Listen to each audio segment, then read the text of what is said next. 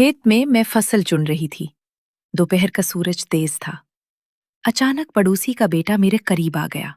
हाथ में पानी की बोतल, पसीने से गीला मुंह था। पानी पी लो। मैंने सर हिलाया। उसने बोतल मेरे हाथ में दी। हाथ छू गया। मैंने नहीं हटाया। खेत खामोश पड़ रहा था, सिर्फ हम दो।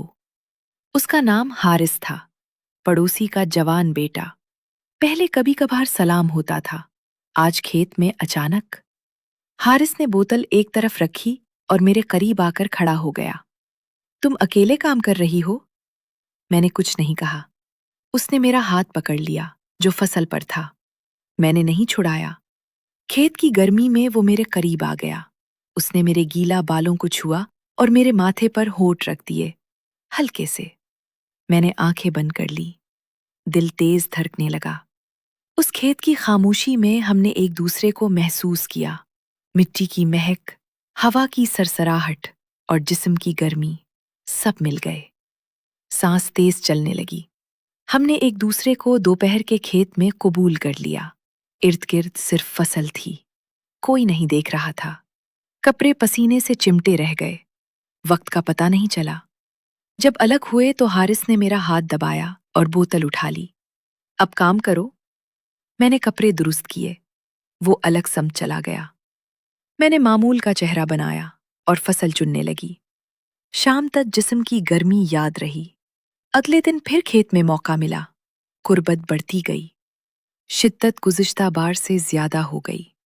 सांस भारी होने लगी। कई दिन ऐसे गुजरे, कभी पानी के बहाने, कभी मदद के।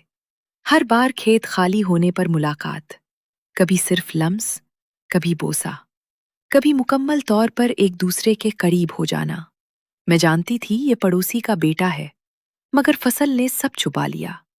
एक दिन हारिस ने बताया कि वो अपने शहर वापस जा रहा है। मैंने सिर्फ मिट्टी की तरफ देखा। आखिरी दिन हमने खेत में आखिरी बार एक दूसरे को महसूस किया। शिद्दत ज्यादा थी। जब अलग हुए तो उसने मेरा हाथ मजबूती से पकड़ा और सर हिलाया। अल्लाह हाफिज। मैंने जवाब नहीं दिया, बस फसल चुनती रही। अगली सुबह वो चला गया। अब खेत वैसा ही है। मैं कभी कभार फसल चुनती हूँ तो पुरानी दोपहर याद आ जाती है। उसका हाथ, मिट्टी की महक, जिस्म की गर्मी। मैंने कभी किसी से नहीं कहा। मिट्टी ने जो महसूस किया वो मिट्टी में ही रह गया।